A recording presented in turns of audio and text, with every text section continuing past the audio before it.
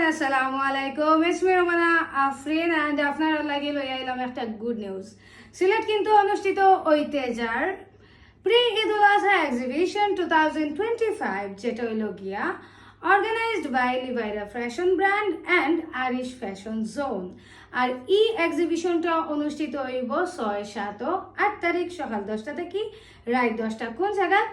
Hotel Panshi inn jail road Sylhet. মেলাটা organize করছেন Lipi Rahman and Rahima.